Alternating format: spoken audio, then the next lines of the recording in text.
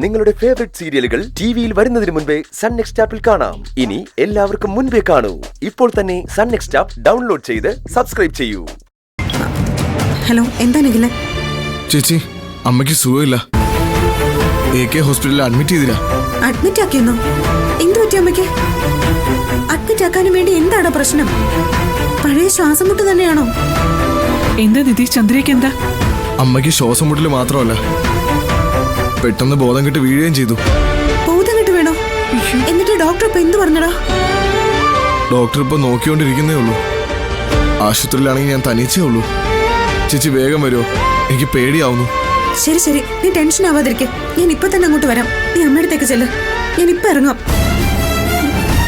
അമ്മയ്ക്ക് സുഖമില്ലാന്ന് പറഞ്ഞു, വേഗം അങ്ങോട്ട് ചെല്ലാൻ പറഞ്ഞതാ. AK ഹോസ്പിറ്റലിൽ കൊണ്ടുപോയിരിക്കുക.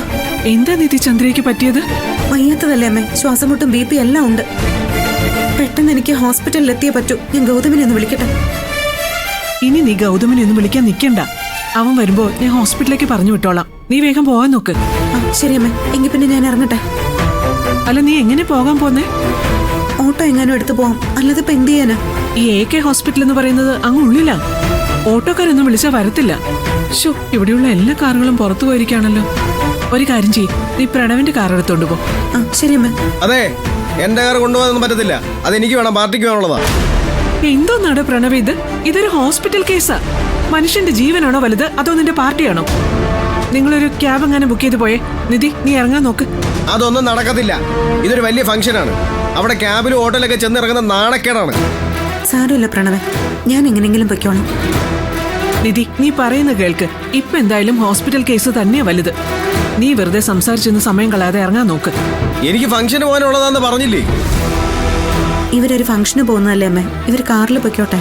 നീ പറയുന്ന കേൾക്ക് നിധി, വേഗം പോവാൻ നോക്ക്. അത് പറ്റത്തില്ലെന്ന് പറഞ്ഞില്ലേ? എന്തിനാ പ്രണവ് ഇങ്ങനെ വാശി പിടിക്കുന്നത്? ഇതിപ്പോ ഒരാളുടെ ജീവന്റെ പ്രശ്നമല്ലേ. കാറ് നിധി കൊണ്ടുപോയിക്കോട്ടെ, നമുക്കൊരു ക്യാബ് പിടിച്ചു പോവാം. നിധി, നീ വേഗം പോയേ. പോകുന്ന വഴിക്ക് ഗൗതമിനെ വിളിച്ചാ മതി. ശരി അമ്മേ. എടാ, നീ ഒരു ക്യാബ് ബുക്ക് ചെയ്യേ, എന്നിട്ട് നിങ്ങൾ അതിപ്പോ. പ്രണവേ, ദേഷ്യങ്ങള, എന്നിട്ട് ക്യാബ് ബുക്ക് ചെയ്യേ. വാ.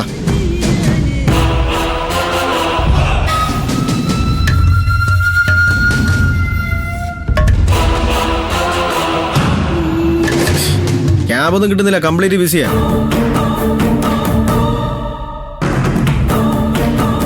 ഒരു രക്ഷയില്ല, സമയം പോന്നു. ഈ കണക്കിന് ഫംഗ്ഷൻ തീർന്നാലും നമ്മളവിടെ എത്തത്തില്ല. പ്രണവ് ടെൻഷൻ ആവാതെ, നമുക്ക് ഒരു ഓട്ടോ പിടിച്ചു പോവാം. ഓട്ടോ ഇല്ല, ഫസ്റ്റ് ഇങ്ങനെ ഒരു ഫംഗ്ഷനിൽ ഓട്ടോയിലൊക്കെ ചെന്ന് ഇറങ്ങാന്നൊക്കെ വെച്ചാ. പ്രണവേ, ഞാനൊരു കാര്യം പറയട്ടെ.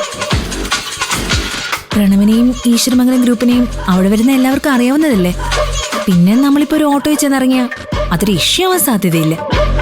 എന്തെങ്കിലും ഒരു റീസൺ പറയാവുന്നതല്ലേ ഉള്ളൂ. വല്ല വഴിയിൽ കാറ് കേടായെന്നോ മറ്റോ. ക്യാബ് കാത്തുനിന്ന് ഫംഗ്ഷൻ കഴിഞ്ഞ് ചെല്ലുന്നതിലും എത്രയോ നല്ലതാ അത്. എന്നാ പിന്നെ ഓട്ടോ പോയല്ലേ? പിന്നല്ലാതെ. വാ.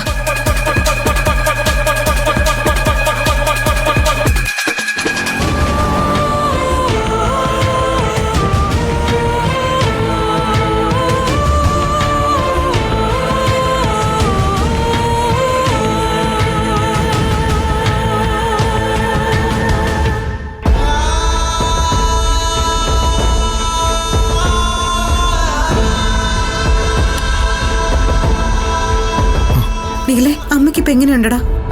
പേടിക്കാനൊന്നുമില്ല, ഷീസ് ഓൾറൈറ്റ്. ബോധം വീണിട്ടുണ്ട്.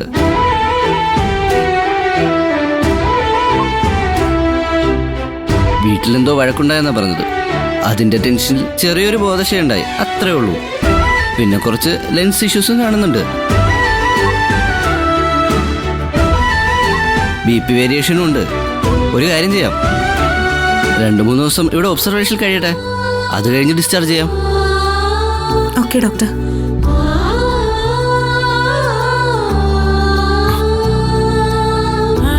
എന്താ അമ്മേ, എന്താ ഉണ്ടായത്? വീട്ടിലെ വഴക്കുണ്ടായോ? ആരുമായിട്ടാ വഴക്കുണ്ടായത്? പറയടാ. ചേച്ചി, അത്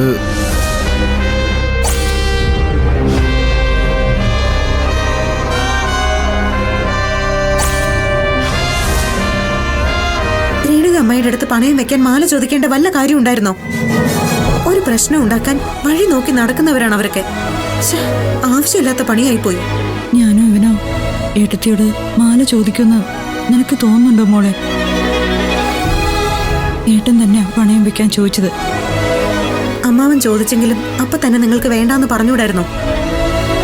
ഇതിപ്പോ നാണം കെടുകയും ചെയ്തു, ഹോസ്പിറ്റലിലുമായി. എന്തായാലും ഡോക്ടർ കുഴപ്പമൊന്നുമില്ലാന്നല്ലേ പറഞ്ഞേ? നിനക്കാണ് നല്ല തല്ല് തരേണ്ടത്. നിനക്ക് 2 ലക്ഷം രൂപ വേണമെങ്കിൽ നീ എന്താ ചെയ്യേണ്ടിയിരുന്നത്? അമ്മാവന്റെ കയ്യിൽ ഇല്ലെന്നും പറഞ്ഞ് എന്നോട് ചോദിക്കണമായിരുന്നു. രേണുക അമ്മായി നീ രക്ഷപ്പെടാൻ വേണ്ടി 1 രൂപയുടെ സഹായം ചെയ്യുമെന്ന് നീ കരുതുന്നുണ്ടോ? എങ്ങനെയെങ്കിലും നമ്മൾ നശിച്ചു കാണണമെന്ന് ആഗ്രഹിക്കുന്നവരാ അവര്. അവരോട് തന്നെ ബിസിനസ് തുടങ്ങാനായി മാല പണയം വെക്കാൻ ചോദിച്ചിരിക്കുന്നു. വേണ്ടാത്ത പണിയായി പോയി. മോളെ നീ അത് വിട്. ശിവാനി വീണ്ടും ഈശ്വരമംഗലത്തേക്ക് വന്നിട്ട് അവിടെ കുഴപ്പമൊന്നുമില്ലല്ലോ? അവളെ വിശ്വസിക്കാൻ പറ്റില്ല, അതുകൊണ്ടാ ചോദിച്ചത്.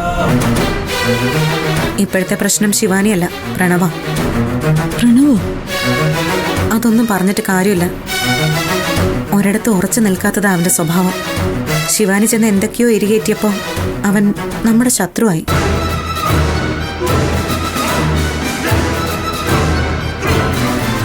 ക്ലബിൽ ഇന്ന് ഒരു കപ്പിൾസ് പാർട്ടി ഉണ്ടായിരുന്നു. ഇന്ന് ഞാനും ഗൗതവും 3 മണിക്ക് അതിന് പോകാൻ വേണ്ടിയിരുന്നതാ. അപ്പോഴാ അമ്മ ആശുപത്രിയിലായെന്നും പറഞ്ഞ് ഇവന്റെ ഫോൺ വന്നത്. എന്തായാലും ശിവാനിയും പ്രണവും പാർട്ടിയിൽ പങ്കെടുക്കാൻ വേണ്ടി പോയിട്ടുണ്ട്. അപ്പോ നിങ്ങൾക്ക് പോകണ്ടേ മോളെ? അതും കൊള്ളാം. പാർട്ടിയിൽ പങ്കെടുക്കുന്നതാണോ ഇപ്പോഴത്തെ വലിയ കാര്യം? അതൊന്നും ഇനി നടക്കില്ല. അയ്യോ, അത് മോശമല്ലേ ചേച്ചി? വലിയ വലിയ ബിസിനസ്സുകാരൊക്കെ പങ്കെടുക്കുന്ന പാർട്ടിയല്ലേ? പോരാത്തതിന് ശിവാനിയും പ്രണവേട്ടനും പോയിട്ടുണ്ട്. അപ്പൊ പിന്നെ നിങ്ങൾക്ക് പോകണ്ടായിരുന്നോ?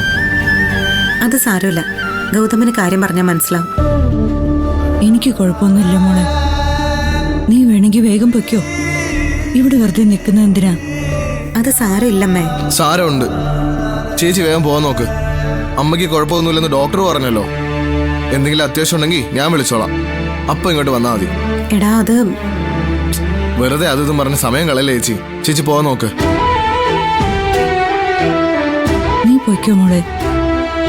എന്തെങ്കിലും ഉണ്ടെങ്കിൽ ഇവൻ വിളിക്കും, അപ്പൊ വന്നാ മതി. എങ്കിൽ ഞാൻ പൊയ്ക്കോട്ടെ? നീ ധൈര്യമായിട്ട് പോ. ആ 2 ലക്ഷം രൂപയുടെ കാര്യം നീ വേറെ ആരോടും ചോദിക്കണ്ട. ഞാൻ എങ്ങനെയും അറേഞ്ച് ചെയ്ത് തരാം. ഞാൻ ചെല്ലട്ടെ? ശരി അമ്മേ. സൂക്ഷിച്ചു പോണേ.